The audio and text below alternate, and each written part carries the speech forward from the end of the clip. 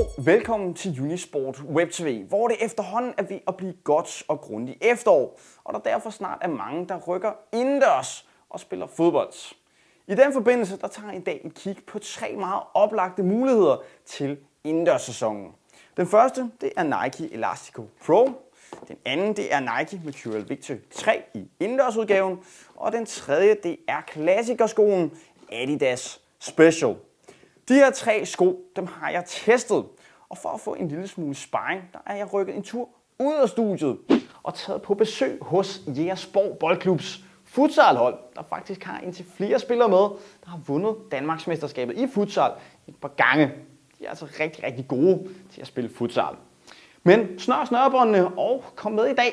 Hæng på, når vi kigger på indendørssko.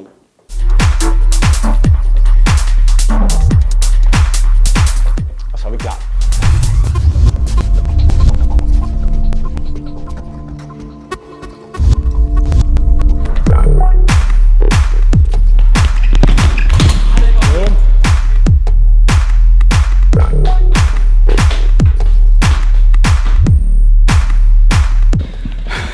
Godt nok hårdt spil futsal. Godt nok svært.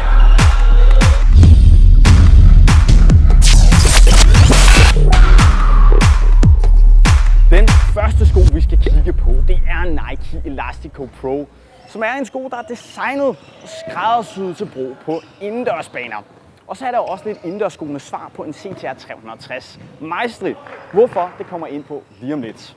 Men hvis vi nu starter på at se på komforten i den her Elastico, så er den lavet med en overdel af kalveskin herude på snuden. Og det giver faktisk et rigtig lækkert fit, hvor den lynhurtigt smyger sig rundt om din fod og sidder rigtig godt. Samtidig så er den her snøring asymmetrisk, som man kan se, men den peger ind mod indersiden af skoen, ligesom på Maestrien i øvrigt. Og det giver et rigtig tæt, ret sikkert fit omkring din fod. En anden ting, der er vigtig for komforten, hedder det, på din indendørssko, det er sålen og hvor stødabsorberende den er. Umiddelbart, når man kigger på Elasticoen her, så ser den en smule tynd ud, og det bekymrer mig også i starten. Men når man først kommer ned i skoen, så er den faktisk temmelig stødabsorberende. Det skal man slet ikke undervurdere, og det er ganske udmærket.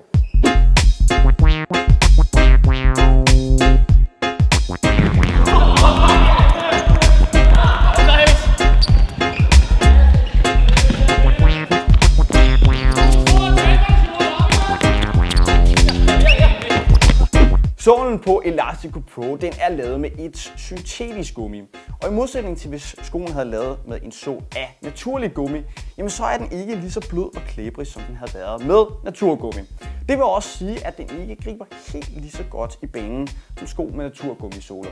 Og det undrer mig en lille smule, for når man nu laver en sko decideret til indendørsbrug, så kunne man lige så godt optimere den helt vildt til at gribe bedst muligt på indendørsbaner.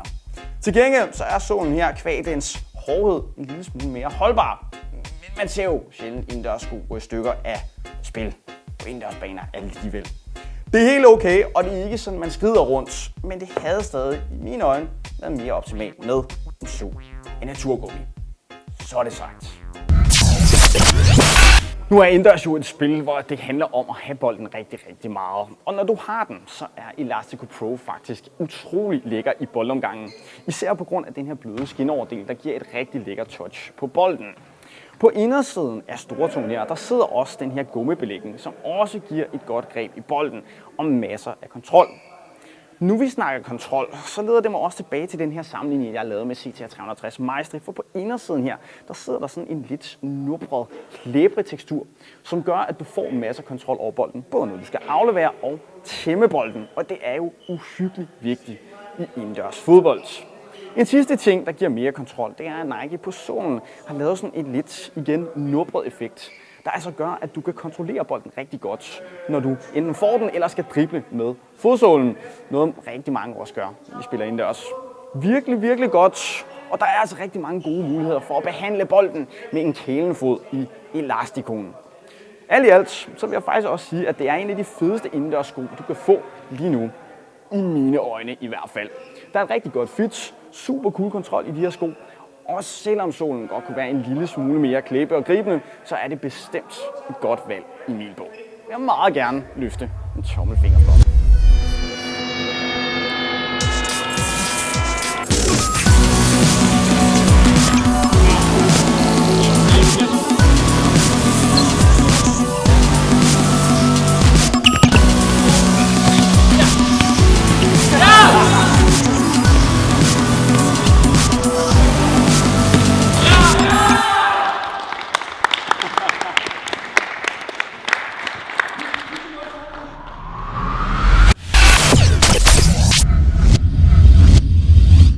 Sko nummer 2, det er Nike Mercurial Victory 3 i indendørsudgaven, som er utrolig populær og naturligvis har det samme design som topmodellen Vapor har, og som alle Nikes store Mercurial-stjerner de spiller i. Hvis vi kaster os direkte ud og kigger på komforten i den her støvle, så har den samme fit som uddørsmodellen af Victory. Det vil sige, at den er en lille smule lang i det, mens indendørsmodellen også er blevet en lille smule bredere i læsten. Det gør også, at komforten er okay. Der er masser af plads i støvlen, men fordi materialet på den er en lille smule tykt, fordi det er lavet af så mange lag, så kan det godt være lidt stift i det, og det tager en lille smule tid at spille den til. Der er jeg ikke nået til endnu. Det skal dog også siges, at sålen på den her sko faktisk er rigtig, rigtig lækker. Og ligesom på elastikoen er den ret stødabsorberende, og det er faktisk helt udmærket. Også selvom den ser tynd og kedelig ud på ydersiden. Der skal man altså ikke skue hunden på hårene på Nikes indendørssko, og det gør de ret godt alligevel.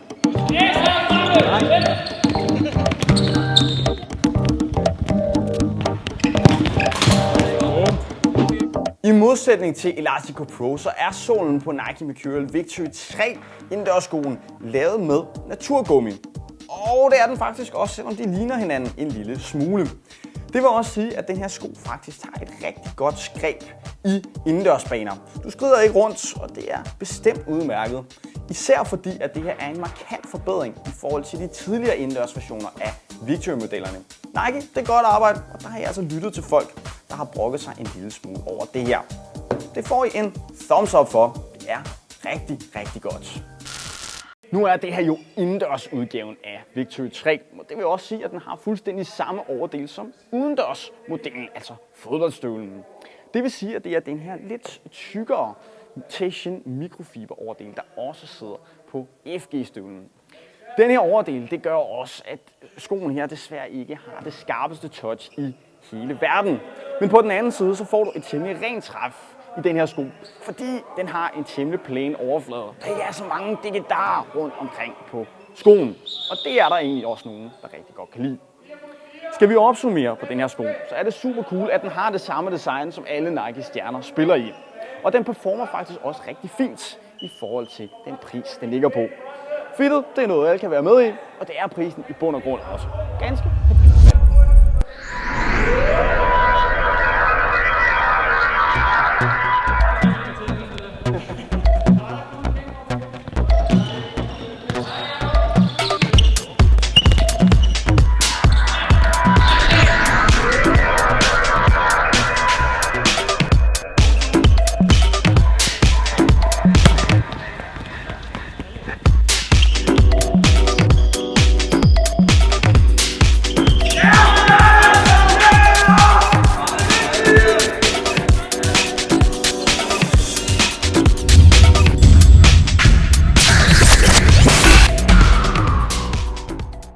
Sko nummer 3, jeg skal kigge på i dag, det er Adidas Special, som er klassikeren og som de fleste nok kender, men som kuriøst nok startede sin eksistens som en håndboldsko.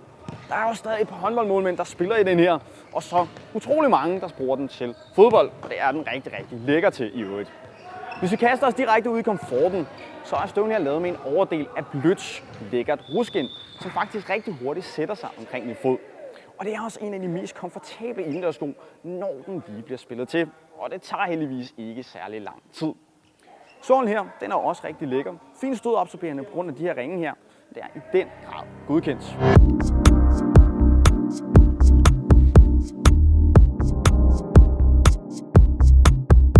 Adidas Special, den er udstyret med den her karakteristiske brune sål af naturgummi. Ligesom rigtig mange af de andre sportssko, vi så fra 70'erne i øvrigt. Og når man kigger på den, især sammenlignet med sålen på Elastico Pro, så kan man godt mærke, at den her er en lille smule blødere og mere klæbrig end den syntetiske gummisål på Elasticoen. Det gør også, at den her sko den faktisk tager rigtig, rigtig godt fat i underlaget, og man skrider ikke på nogen måder rundt. Selvfølgelig, så når underlaget bliver en lille smule beskidt, så bliver skoen også en smule mere glat. Men det er noget, der er kendetegnet for alle indendørssko, og det skal altså ikke på den måde ligge specialen til last. Og man står faktisk rigtig godt fast. For nu at lave et lille wordplay. Ding, ding, ding, ding, ding.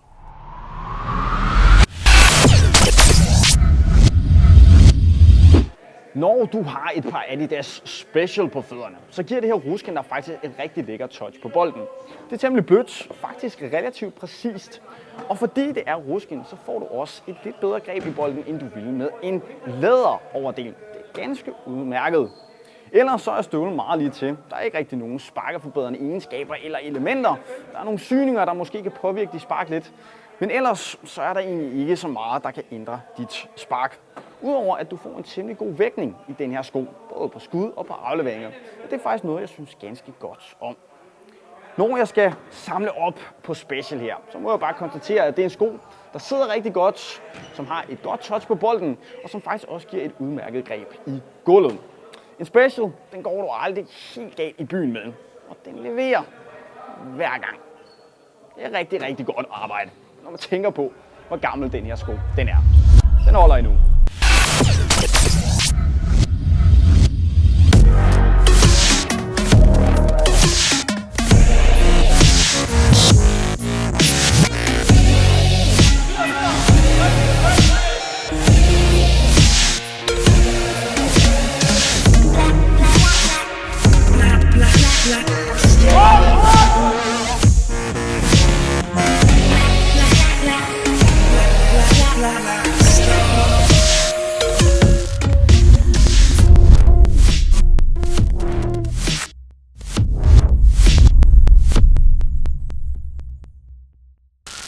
I dag der har vi set på 3 forskellige sko til indendørsbrug, og jeg må sige, at alle 3 sko faktisk performer rigtig, rigtig godt i forhold til deres pris.